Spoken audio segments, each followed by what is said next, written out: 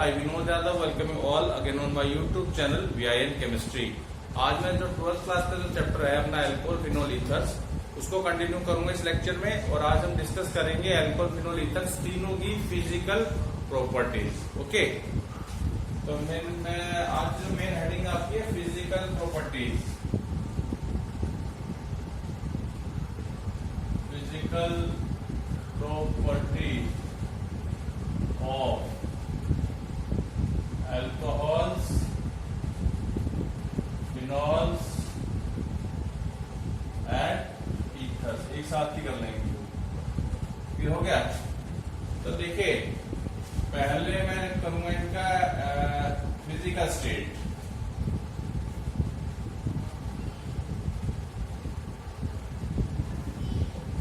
तो as per phenols की अगर मैं बात करता हूं तो पॉइंट बनेगा आपका दे आर, इसकी भी कर दे तो इसका पॉइंट नहीं करना पड़ेगा। दे आर, इन दोनों की बात करते हैं।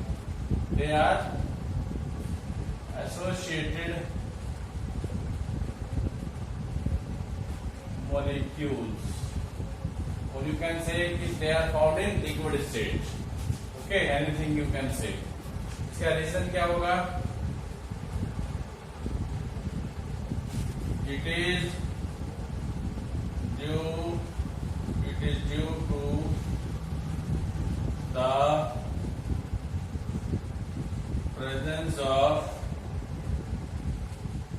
intermolecular hydrogen bonding between their molecules, molecules. ठीक है जी, आप चाहे तो शो भी कर सकते हैं। जैसे मान लीजिए मैं अल्कोहल का शो अगर करता हूं आपके साथ, तो ये मैंने लिया ROH, एक अल्कोहल ले लेते हैं और एक को ले लेते हैं, लिखना लेंगे इसी स्टाइल में। अब देखो इंटरमोलिकुलर हाइड्रोजन बॉन्डिंग में क्या होता है, एक मॉलिक्यूल का H एटम, बगल वाले मॉलिक्यूल का ऑक्सीजन एटम, इलेक्ट्रोनेगेटिव इस केस में ऑक्सीजन है वो, इसको हम ऐसे शो करते हैं। तो इस डॉटेड लाइन से जो शो किया है this is your hydrogen bond. Intermolecular क्यों है? दो मॉलिक्यूल के बीच में बन रहा है। ऐसे यहां भी बन सकता है और आगे भी चलता जाएगा और आगे से चलता है आ रहा है। ठीक है, तो इस टाइप से हम इसको समझा देते हैं। क्लियर हो गया? और भैया जहां तक ईथर्स की बात है उसमें ये चीज नहीं आएगी, तो वहां पे मैं पॉइंट आपके लिए लिख देता हूँ। ईथर्स की जहां तक बात है तो देखो ईथर्स में आपको दो बातें ध्यान रखनी है।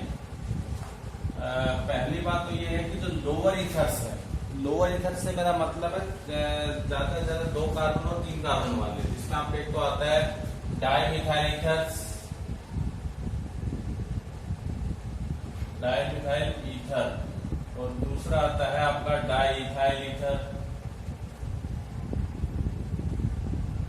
ये जो 2 ईथर्स हैं दे आर गैसेस, किस फॉर्म में मिलते हैं?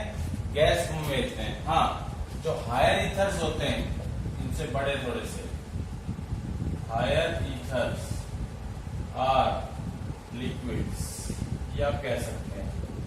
आप ये ऐसा क्यों है, इसका रीजन सिंपल सा आपको याद रखना है, क्योंकि जब किसी भी ईथर में इलेक्ट्रोनेगेटिव O के साथ कोई हाइड्रोजन तो अटैच होता नहीं, जैसे अल्कोहल के केस में OH में H था। ईथर्स का जनरल फॉर्मूला आपको ध्यान होगा ROR होता है, 11th क्लास की आयु बैक में आपने सीखा होगा। O के साथ डायरेक्टली कार्बन ही अटैच होंगे, इस वजह से इंटरमोलिकुलर हाइड्रोजन बॉन्डिंग ये शो करेगा नहीं। तो यहाँ पे जो अट्रैक्शन होती है इसकी वजह से लिक्विड स्टेट में मिलते हैं। ठीक है, तो वो होती है आपकी, आप इसके दोनों का रीजन लिख के आ सकते हैं। It is due to the presence of weak van der Waals forces as well as the liquid का केस आएगा, as well as due to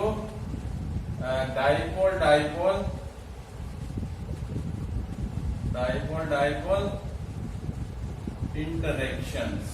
तो ईथर के केस में ध्यान रखना इस चीज को। ठीक है, ये आपकी जो पहली फिजिकल प्रॉपर्टी थी जिसमें मैंने आपको अल्कोहल, फिनॉल्स और ईथर्स की फिजिकल स्टेट समझा दी है। ठीक है जी। दूसरा जो फिजिकल प्रॉपर्टी है वो आपका बॉइलिंग पॉइंट। क्या है? Boiling point. तो देखो बॉइलिंग पॉइंट में मैं कुछ आपको इंपॉर्टेंट पॉइंट्स बताऊंगा। जैसे पहला है अल्कोहल्स और आप फिनोल्स की बात कर ही सकते हैं। यहाँ पे अल्कोहल्स एंड, तो पहले अलग अलग करते हैं। अल्कोहल्स हैव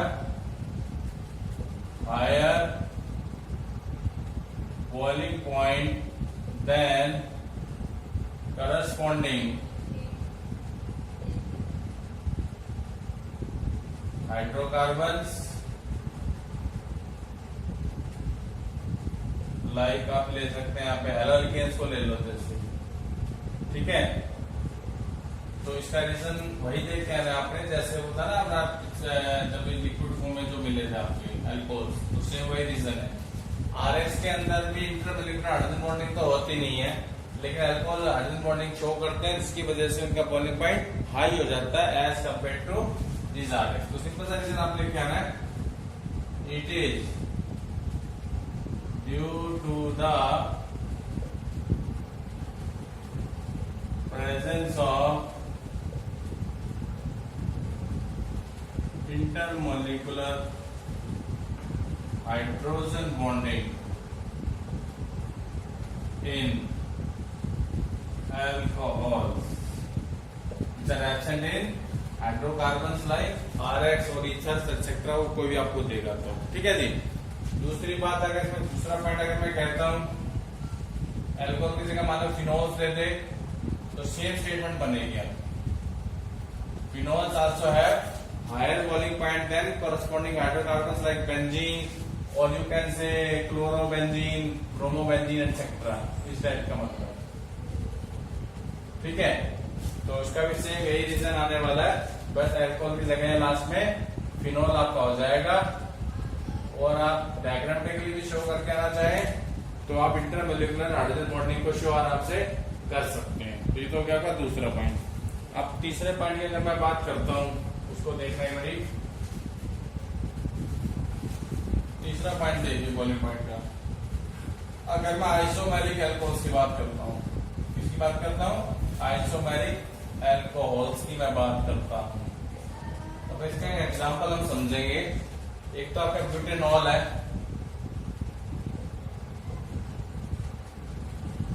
ठीक है जी, CH2, CH2, CH2, CH3, ये प्राइमरी अल्कोहल है, आपके सामने दिखाई दे रहा होगा आपको।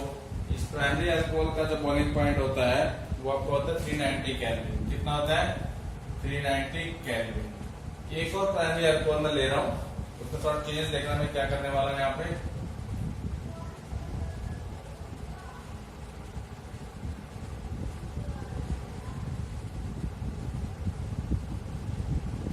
ये तो प्राइमरी अल्कोहल ही है, ठीक है, क्योंकि OH जिस कार्बन से लगा हुआ है वो कार्बन एक ही कार्बन से जुड़ा हुआ है डायरेक्टली। इसका जो बॉइलिंग पॉइंट आपका दे रखा है बुक में, उसने दे रखा है 381 केल्विन। क्लियर हो गया? दोनों आइसोमर्स भी हैं, क्योंकि दोनों में कार्बन की संख्या बराबर है, 4 कार्बन है, हाइड्रोजन संख्या बराबर है, एक OH लगा हुआ है। अगला हम लेते हैं सेकेंडरी अल्कोहल, इसी का केस ले लेते हैं।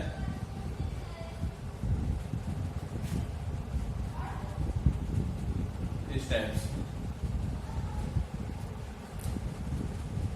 ये आपका सेकेंडरी अल्कोहल है। कैसा अल्कोहल है? Secondary alcohol. इसका आयुर्वेदिक नाम क्या है? ब्यूटेन 2-ऑल। ब्यूटेन 2-ऑल। इसका जो बॉइलिंग पॉइंट है वो दे रखा है 373 केल्विन। और एक हमारा टर्शरी ले लेते हैं हम लोग।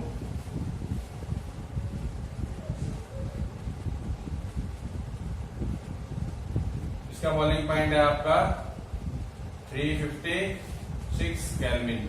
तो देखो आइसोमर्स में आपने क्या देखा कि इसका हाईएस्ट है, जो स्ट्रेट चेन है उसका सरफेस एरिया सबसे ज्यादा है, सबसे ज्यादा जगह घेर रहा है। उससे वाला अगले वाला ही प्राइमरी है, तो देखो हल्का सा स्फेरिकल होने लग गया है, गोलाई में आने लगे ब्रांचिंग की वजह से। ठीक है, इस वजह से इसका बॉइलिंग पॉइंट थोड़ा कम हो गया। ठीक है, अब अगले वाला जो है वो सेकेंडरी अल्कोहल है आपका, ये इसके मुकाबले ज्यादा स्फेरिकल है, इस वजह से इसका बॉइलिंग पॉइंट 373 केल्विन है। और जो टर्शरी है पूरा स्फेरिकल बन गया है, इस वजह से इसका जो बॉइलिंग पॉइंट है सबसे कम है 356 केल्विन। तो आप कह सकते हैं कि जैसे जैसे आपकी ब्रांचिंग होती जाती है वैसे वैसे बॉइलिंग पॉइंट कम होता जाता है आइसोमर्स अल्कोहल के केस में। क्लियर हो गया। फोर्थ पॉइंट हो देखे, ईथर से रिलेटेड होगा। किससे रिलेटेड होगा? ईथर्स का बॉइलिंग पॉइंट की बात कर रहे हैं। ठीक है, जब फिजिकल स्टेट में मैंने समझाई थी ईथर्स की, तो मैंने वहां बताया था कि इनके बीच में, इनके मॉलिक्यूल्स के बीच में जो अट्रैक्शंस होती हैं कैसी होती हैं? वीक वन डबल अट्रैक्शन या वीक डाइपोल डाइपोल अट्रैक्शन। तो हम कह सकते हैं कि एज कंपेयर टू अल्कोहल्स और phenols, ethers have low boiling points. Clear हो गया। तो रीजन वही देख के आना है भाई, उनमें तो प्रेजेंट था इंटरमॉलिक्यूलर हाइड्रोजन बॉन्डिंग, इनमें क्या एब्सेंट है? या तो लिख क्या भाई, it is due to the absence of intermolecular hydrogen bonding in ether, जो कि किसमें प्रेजेंट होती है? अल्कोहल या फिनोल्स के अंदर। ठीक है, तो ये थे आपके सारे पॉइंट बॉइलिंग पॉइंट से रिलेटेड। ये सारे पॉइंट आप बुक से भी पढ़ लेना, ये सब दे रखे हैं उसमें। ठीक है, it will help you lot in your exam. तीसरा पॉइंट जो फिजिकल स्टेट में आपने पढ़ना है वो है इन तीनों मॉलिक्यूल्स की सॉल्युबिलिटी। तीनों मॉलिक्यूल्स की solubility.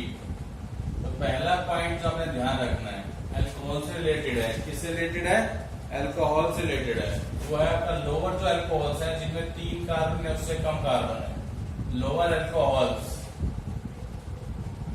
Are soluble in water. Reason, it is, वही रीजन है लगभग, it is due to the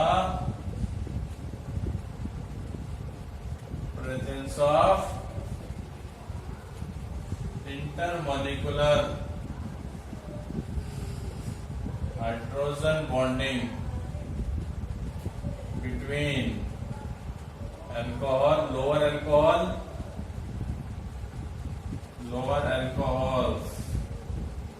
and water molecule। Simple सा रीजन है कि पानी और अल्कोहल्स के बीच में इंटरमॉलिक्यूलर हाइड्रोजन बॉन्डिंग बन जाती है, जिसकी वजह से ये दोनों क्या हो जाते हैं? एक दूसरे में सॉल्युबल हो जाते हैं। शो करना चाहे शो भी कर सकते हैं। देखिए, मान लीजिए पानी को मैंने यहां लिया है HOH, एक अल्कोहल इधर ले लेता हूं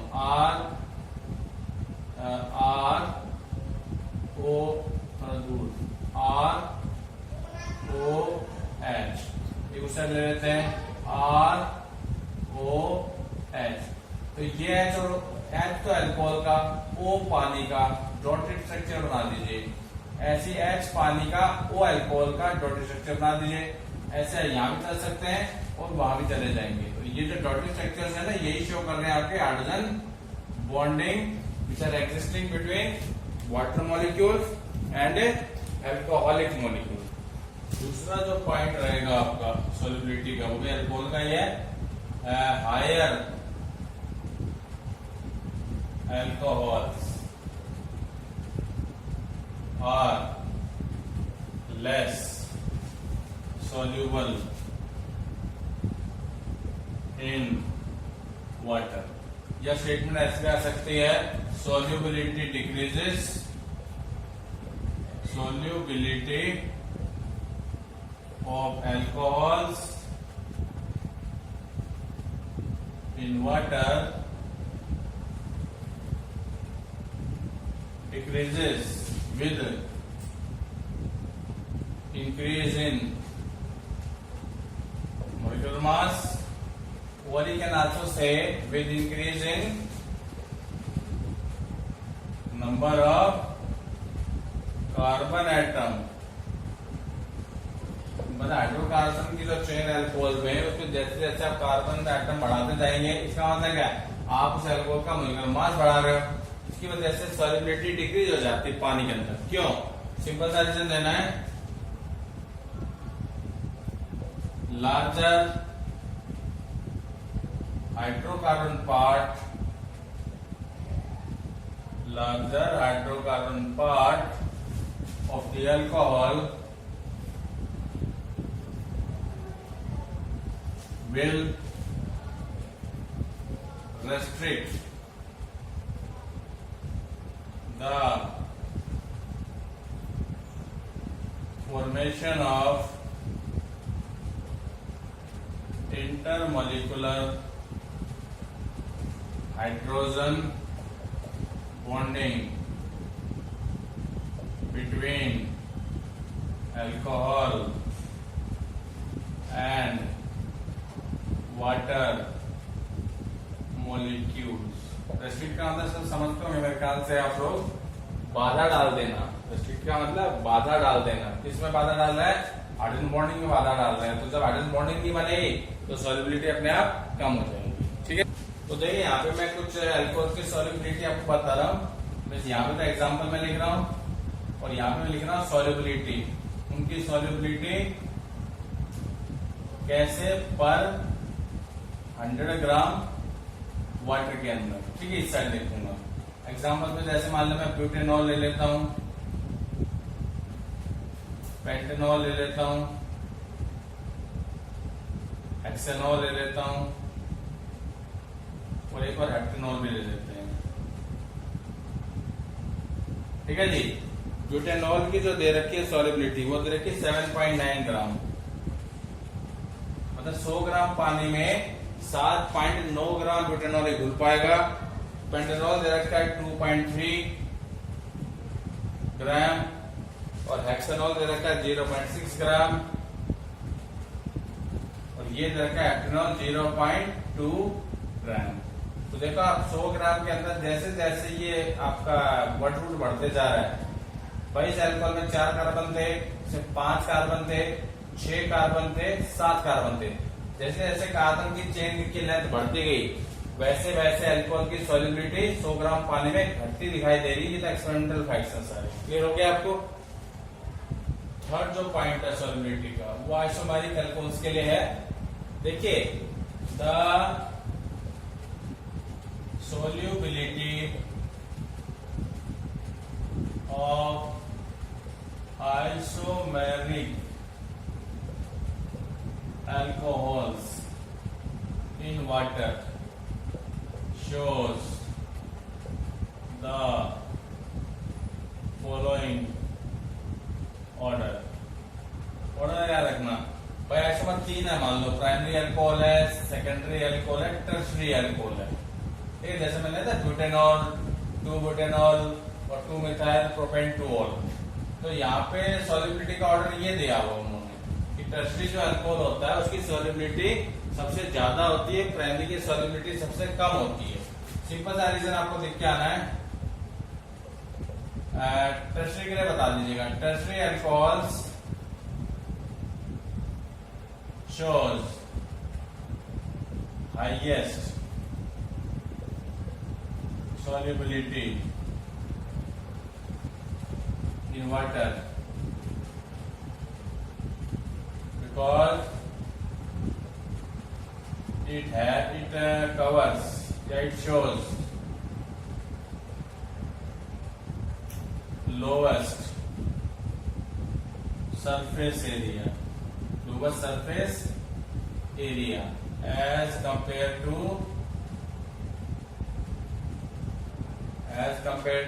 primary and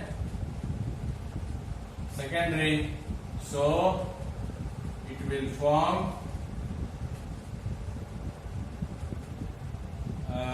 intermolecular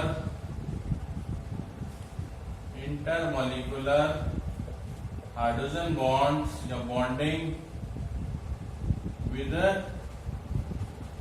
water molecules. Simple सी बात ये थी। अब जहां तक इनकी प्राइमरी, सेकेंडरी, टर्शरी की जो सॉल्युबिलिटी है मैं इनके नीचे लिख देता हूं। जो प्राइमरी अल्कोहल है, इसको ब्यूटेनॉल को ले लेता हूं, मान लो 7.9 ग्राम पर 100 ग्राम वाटर। सेकेंडरी वाले का होता है 12.5 ग्राम पर 100 और ये इंफिनिटी तक चले जाता है, तो पूरा का पूरा सॉल्युबल है। तो ये था आपका सॉल्युबिलिटी ऑफ अल्कोहल से रिलेटेड कुछ बात। ठीक है जी। जो फोर्थ पॉइंट है उसको लिखूंगा नहीं अब, क्योंकि काफी बार वो चीजें डिस्कस हो चुकी हैं। फोर्थ पॉइंट फिनोल्स का है। स्टेटमेंट है कि फिनोल्स भी पानी में सॉल्युबल होते हैं। सिंपल सा रीजन वही देखे आना है, it is due to the presence of intermolecular hydrogen bonding existing between phenols and water molecules. अब आपका केवल ईथर का रह रहा है, उसको और लिखना पड़ेगा मेरे को, ठीक है जी। ई पॉइंट, टी तो फिनोल का था, मैंने ऑलरेडी बता दिया, ठीक है। देखिए इसमें हम कहेंगे कि लोअर ईथर्स, वही वाला मिथॉक्सी मीथेन और ethoxy ethane, lower ethers are soluble in water. ये स्टेटमेंट है, रीजन वही देना है जो सब में चला आ रहा है। It is due to the presence of intermolecular hydrogen bonding between water and lower ether molecules, ठीक है। शो करना है तो शो भी कर सकते हैं, R R O, ईथर कैसे शो कीजिएगा। अब पानी को कैसे शो करेंगे, पानी को हम लोग शो करेंगे इस टाइप से, H O H, ये कर सकता है। हाइड्रोजन बॉन्ड ऐसे ही को शो कर दो आप, यहाँ पे डॉट पे दिखा देना, इस टाइप से हाइड्रोजन बॉन्ड का ऐसे हो गया ना। तो ये हाइड्रोजन बॉन्डिंग की वजह से जो लोअर ईथर्स होते हैं वो सॉल्युबल होते हैं। अच्छा, हायर ईथर्स में क्या होता है, आर की चेन की लेंथ बढ़ जाती है, जिसकी वजह से जो हायर ईथर्स होते हैं ना,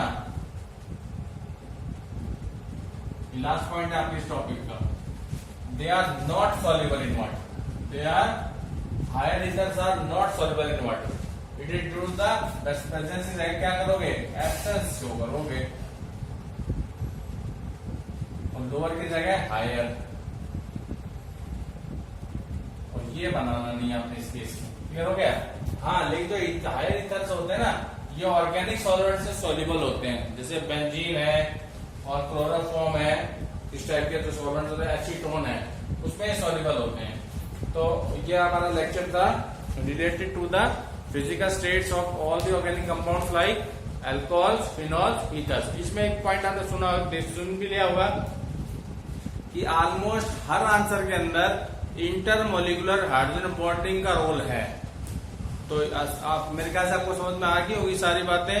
कुल 6 पॉइंट है पूरे चैप्टर में फिजिकल प्रॉपर्टी से रिलेटेड। अगर आपको लेक्चर अच्छा लगा हो इसे लाइक कीजिएगा, शेयर कीजिएगा, subscribe my channel. Thank you very much.